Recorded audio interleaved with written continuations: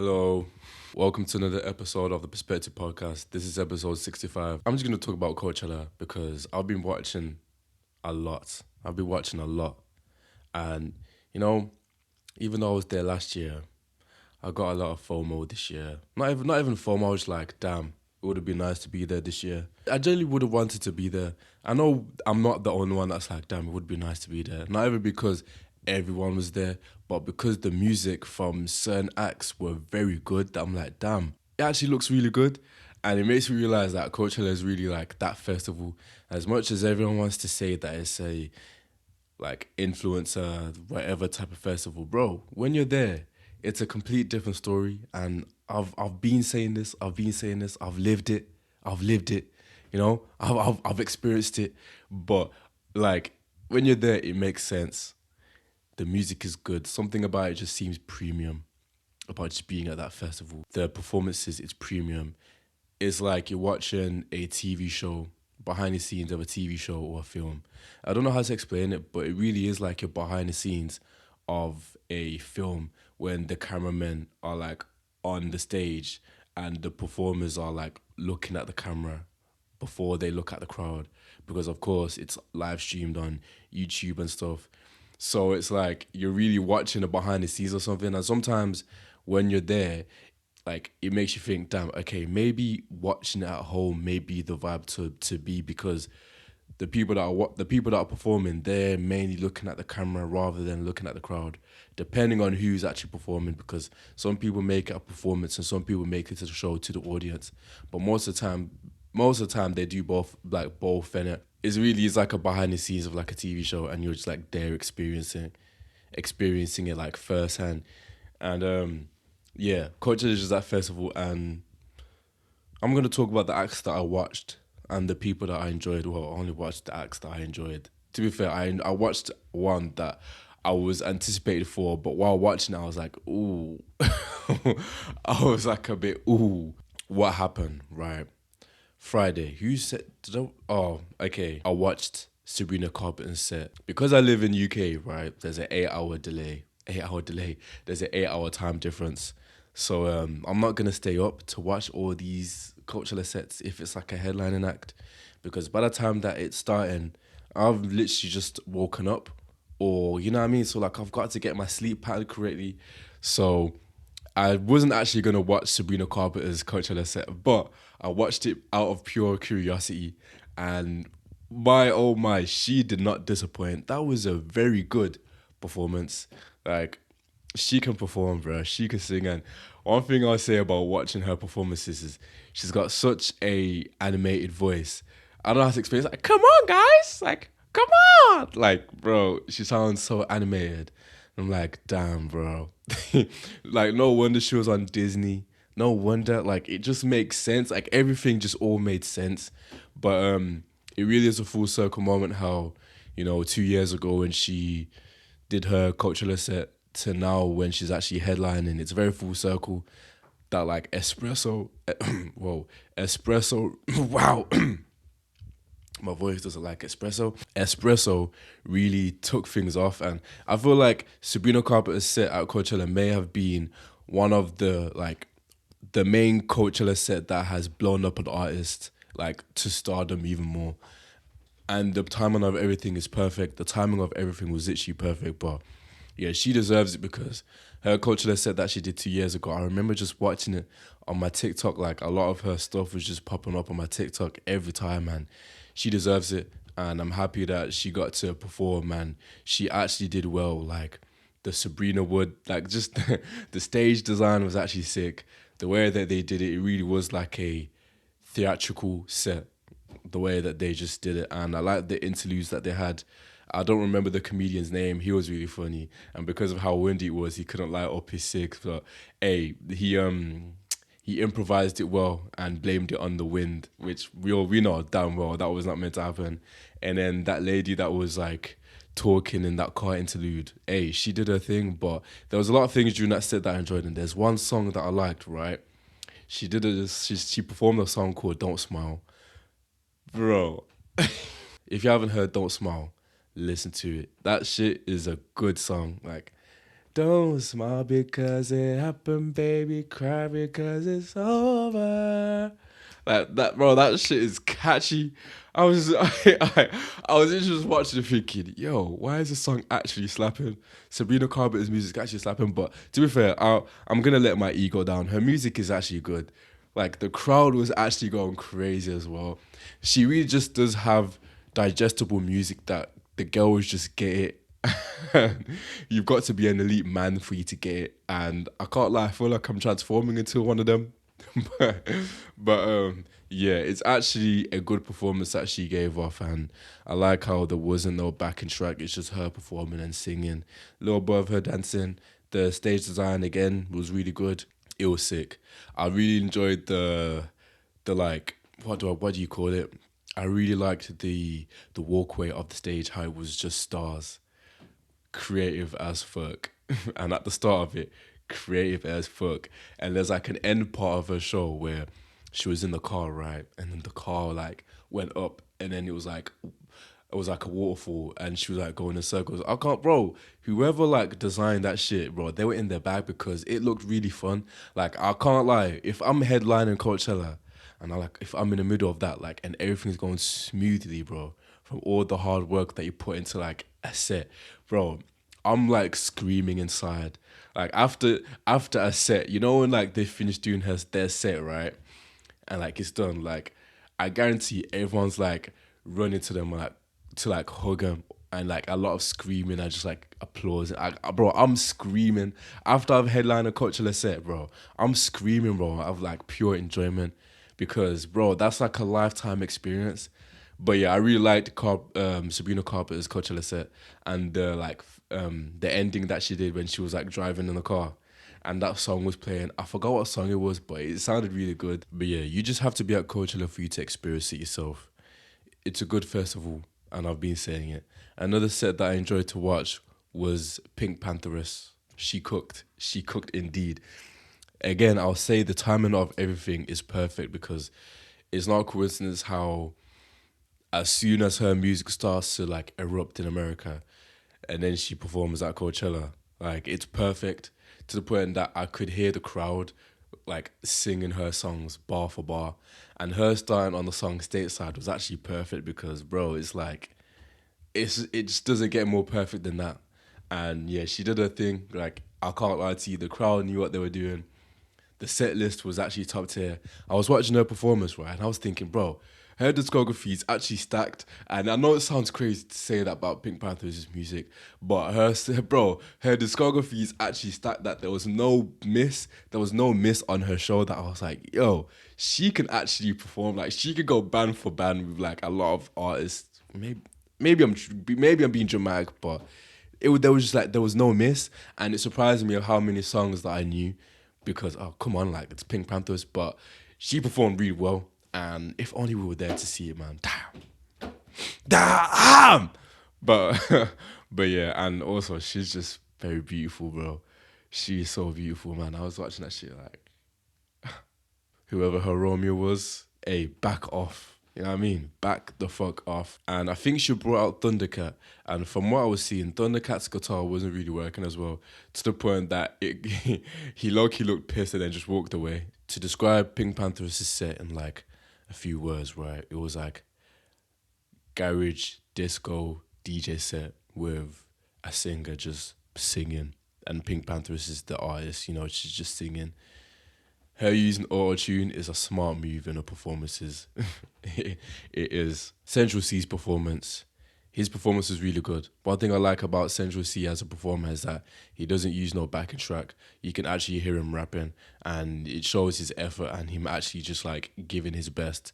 The crowd were a little bit sleepy, I can't lie, but mainly because like the set list, the songs that he was picking, it wasn't all his big ones. Like as it got to the end of the set, like he did Band for Band, Which One, Sprinter, like all those songs that the crowd knew, but it was a bit you know that not all the crowd would know the other songs. Like he did, what song did he do? Well, he did the freestyle, the Lakers freestyle. He did another he did No Introduction, the intro on his Can't Reach Greatness album. he did another song that's like the American crowd wouldn't really get it, you know. But regardless, he still did that anyway, and he performed well, you know. So like, there's nothing really, there's nothing bad to say about it, but just the crowd need to catch up, and he's doing well anyway. He's breaking out into the US scene, and as he should. It reminds me when Dave performed at Coachella. I think it was 2 years ago, either 2 or 3 years ago, when he performed at Coachella, and again, the crowd didn't really know as much, and this was before Sprinter and that whole EP that they did together. But overall, Central C's performance was fire. It's good. He's a good performer. Of course, he doesn't do like all that jumpy shit, but he performs well. And I will say, he just sags a lot. He just sags so much to the point that it reminds me of Playboy Kai when he was.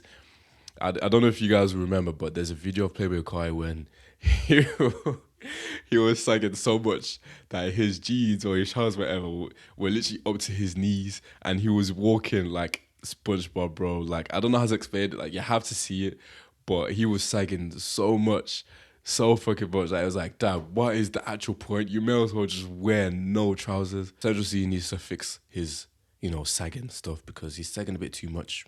Sagging a bit too much. And one thing I like about the UK performers is that they are, they're proud to be British. They are showing that they are from the UK. In fact, Pink Panthers, Central C, they say that they're from the UK. Central C, the outfit that he wore was like red and blue. The jeans, the shorts that he was wearing, it had the Union Jack. He obviously wore the Queen pendant chain. Pink Panthers, her like color theme is like red, blue, and there was like the UK flag in the background. Like, I love that. Like, it's good to not forget about your roots, and they don't do that. They show their roots and they show their place that they're from. So it's valid. And it made me realize that when I was in LA before Coachella specifically, anyway, people ask me like, "Where you from?" I'd say London. Like, I'm not from London. I'm from Birmingham. Like that, like looking back now, that cringed me out, because it really made me realize that, damn, I'm really not proud of where I'm from. And I know like Birmingham gets a lot of stick, but the reason why it was like an excuse, because not a lot of people will know Birmingham, but you'll be surprised of how many people know Birmingham. So from now on, when I go abroad, when people ask where I'm from, I will just say Birmingham, no matter if you know it or not. If you don't know it, that's even better, more mysterious. But yeah. I don't know how it got to that, but there was one set that I watched that I was actually very excited to watch, but I wasn't keen on, and that is Samba. He's a good singer. I know he can sing, but for this set, he made it into like a rock type of sound. It was like a rock type of way, and his music is the least rock that you will ever get. It's the least rock. It's literally not that. It's not that. It's not rock, bro. That shit is pop. But yeah, for this performance, it wasn't. It was low. Okay, it's good to see you exploring different genres and stuff, but it seemed a little bit forced. And there's like segments when he was like telling the crowd to jump. He doesn't really have jumpy music like that. Like Broski, it's not Travis Scott. You know what I mean? It's not that type of show. But I understand like venturing out into different type of like genres is cool. And you brought out someone from a band. I forgot what it's called, but I've been told to listen to them. I specifically skipped it so that I don't ruin it for myself when I actually listen to their music. But yeah, Samba's set was good. Like, he played a song called "I Wish I Knew How to Quit You." If you know that song, then you know, boo. I wish I knew how to quit you. You were always mine, but I was always yours. Like, it's catchy. It's a catchy song. But to ruin it, it just sounded rock. And I'm like, come on, bro. It's like bro knew that I'd be tapping into rock music, so he was like, yeah, we're just gonna make this a horror set, you know? But yeah, I'm just being critical. It was a good set though, and it was good to see someone actually like living it out to the point that they're like actually like they're happy, like they can't contain their happiness. Like, whenever he was like screaming and shit, like he'd go on the floor, he'd just like scream out of like pure excitement. That's some shit that I would do. I can't like, I don't think I would, but it's like pure excitement and joy that like you're finally at Coachella, like you're here. This is like the pinnacle of your career so far, and like you're there. There's so many people watching you, So yeah, be excited, bro. Like be happy. That's the real shit. And it makes me realize as well, like the band that he had, the people that he was performing with, like it's about the team that you're with, the people that you perform with. That's the most important thing. And I'm happy for him. You know, it makes me realize you can't do this all by yourself. You need your people by you, and he did his thing. I'm happy for him, you know. But the rock set, it was not my favorite. It was not my favorite. And then I watched Justin Bieber set. To be fair, I woke up at 7:30 on Sunday.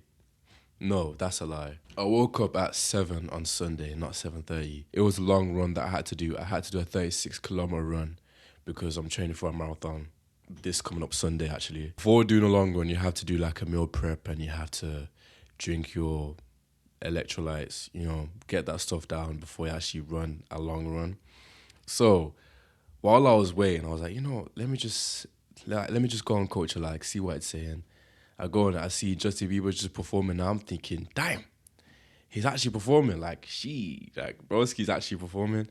But then I was like, I'm only gonna watch a little bit, bro. I ended up watching like 30 minutes of his set, bro. I'm gonna watch it later, which is good. We made a good decision to watch it later. Ate my breakfast, let it settle down, went on a run ASAP. We did a good run.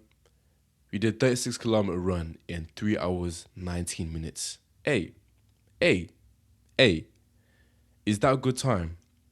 Because we got our marathon on Sunday, 42 kilometers, right? I don't know how many miles that is. If you're doing it in 3 hours, 19 minutes, then that is good, right? So yeah, we did that, and yeah, we came back. We took care of our body. We did nothing other than just watching Coachella. And I was like, to treat myself, I'm just gonna watch Coachella all day. Hence why I've got all this info to talk about Coachella because that's what I did all day. I cooked.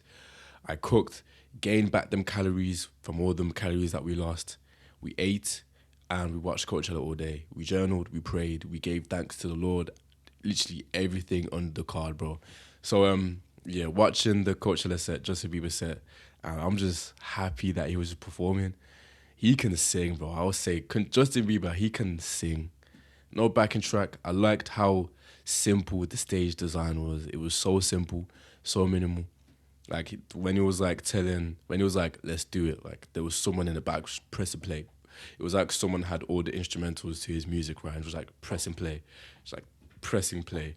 You know, there was no band other than the guitarists and like the people that he brought out. But, you know, I enjoyed the set of how simple it was. I was thinking for a second, people may not like it because he's just playing his new music. But as he should play his new music, like, bro, this is what he's doing now. I mean, that's what an artist would do, period. They're not just gonna play their old songs. So it was good that he did that, and it was nice to see him just play his like new stuff because his album swag is good, and I've been saying it. I've actually listened to the album quite a few times, and I enjoy that album. So I was like, bro, you need to tap into the album if you haven't. Swag one and Swag two, both of them, because they're both really good.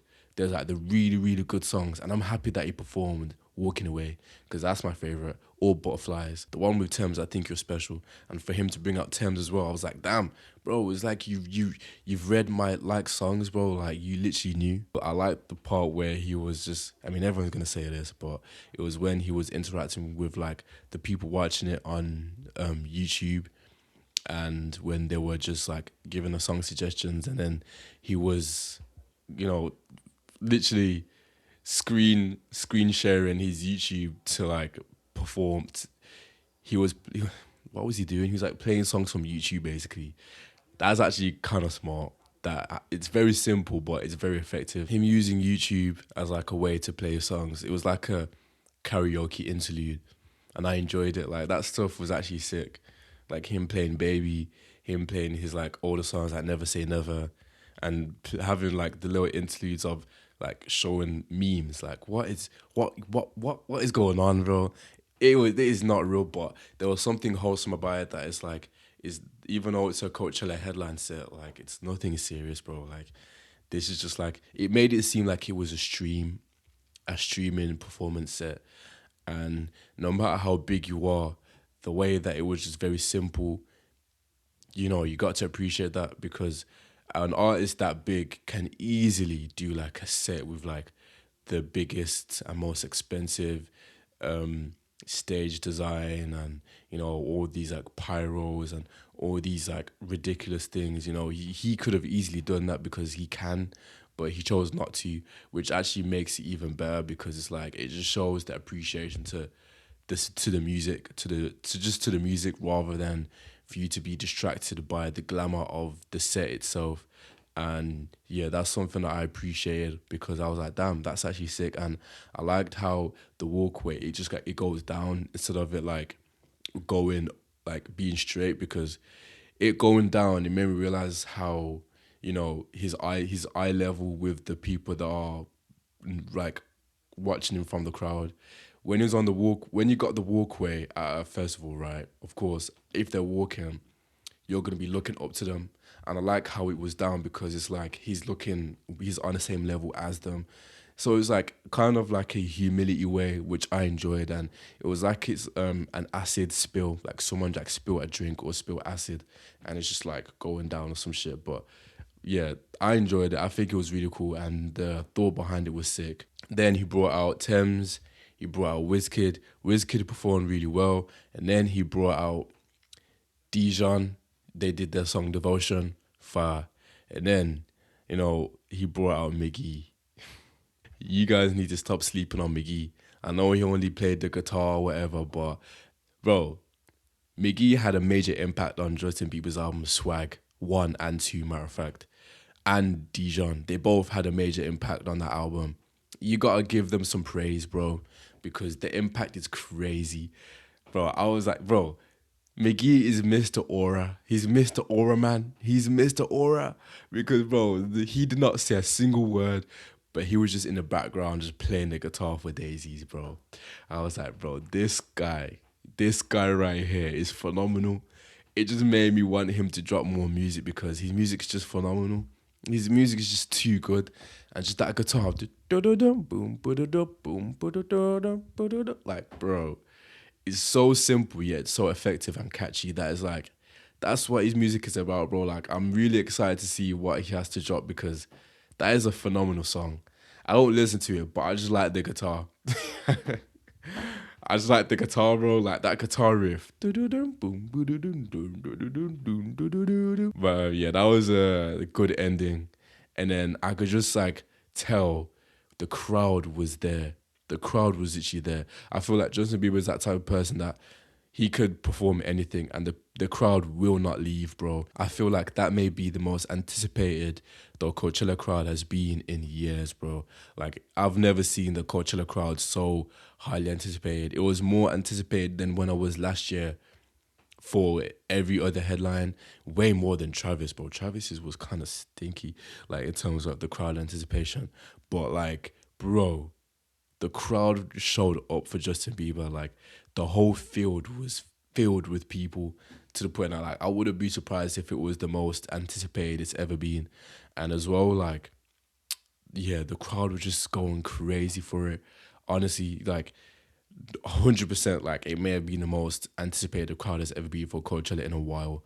I saw a statistic that it's been the most like paid for a Coachella set in a while, but we're talking about anticipation. Like it definitely was 100%.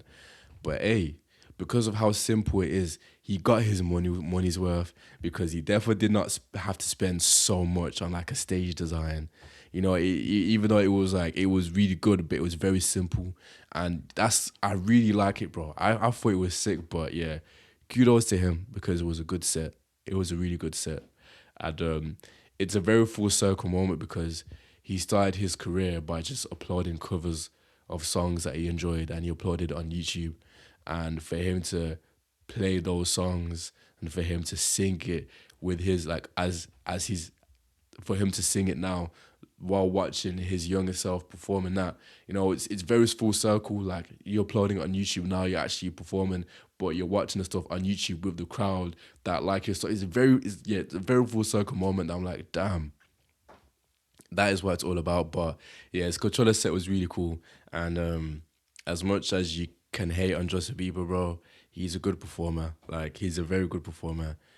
Yeah, he can sing. He can really sing. So Shout out to him. Fake Mink performed at Coachella this year as well.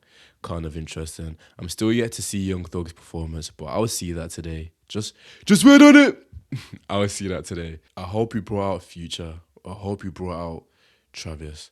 I hope you brought out people, and I hope he performed at the main stage. Like I hope he was the last set before Carol G, who was the headliner for the Sunday. I haven't seen anything. I don't want to see anything. I really don't want to be spoiled on all these things. Like I want to see it for myself. So we will be there to see, because Dugga, I'm excited to see what he has to perform. Of course, it's like I hope it's not a lot of like you Scotty stuff, because I'm like, that album was not enjoyable, not for me anyway. I didn't really like it, but he has good songs and good features that, like, he could bring a few artists. It would be good to see that. But while watching the Coachella sets, it just made me realize how obsessed I am with music. I'm so obsessed with music, bro. Like, very obsessed. It made me remember how when I was younger, this is like a secret for me and you, a secret that I used to be embarrassed to even like talk about it, but now I'm like, what, fuck it. Like, what have I got to lose? I used to sing, right? And I used to get my mom or my sister to record it.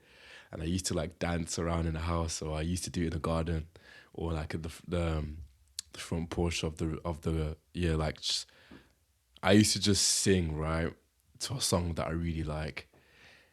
And I remember I did it for Justin Bieber song "Beauty and the Beast." Beauty and the Beat, whatever you call it.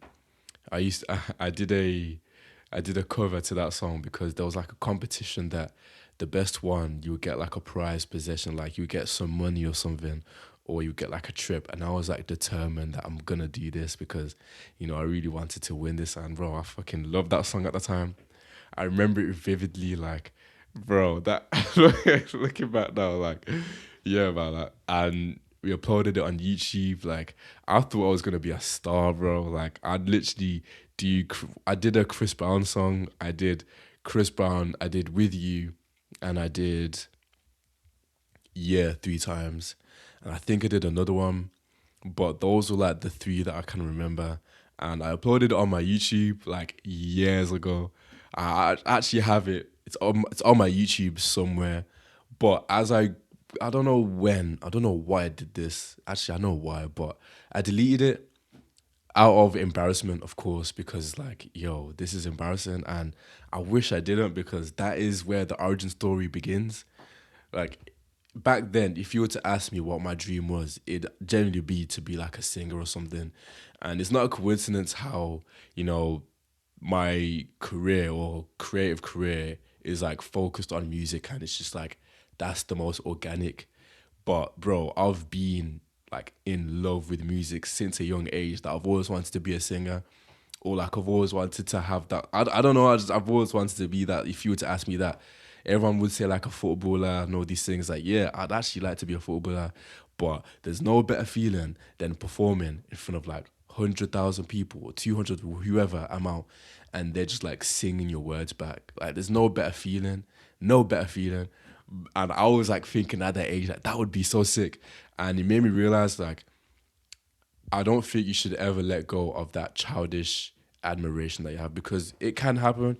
So, hey, who knows? I may be a singer in like a few years' time, or maybe a singer now. But yeah, that's like a secret that I was actually ashamed to like let out, because I was just embarrassed about it. But why should I be embarrassed? Like, that is me. That is what I love.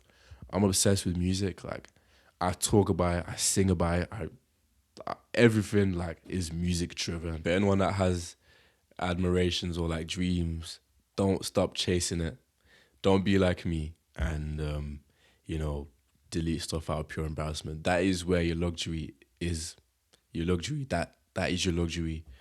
Whatever dream you have, no matter what age you are, like, go and get it, because life is only going to get more difficult, bro. And I'm slowly starting to realize that with like bills that need paying, like rent, like, it's like, bro, there's so many things, bro. There's so many, and I'm only 23. Like, why have I got to worry? But bro, there's like, yeah, so much, bro. It's mental. So chase that thing that you want to do, bro. Go after it. Don't let it stop you from thinking big, because you can do it. You can do anything you put your mind to it. Literally, just you don't have to be perfect. Just go and get it. But yeah, that's the episode 65 of just the Coachella set. If you were to ask what my favorite one was, 100% Justin Bieber. That was a phenomenal set, and Pink Pantheress. I never thought I'd say that, but yeah, Pink Pantheress and Justin Bieber were my favorite sets. Let me know who your favorite sets were at Coachella this year, and I'll be back with like more information on things to talk about, because there's a lot that's going on in this world. If you like these episodes, make sure you like, follow, subscribe, all these stuff. Like, just stay tuned, bro. Like, stay tuned. This is a safe space. This is a community.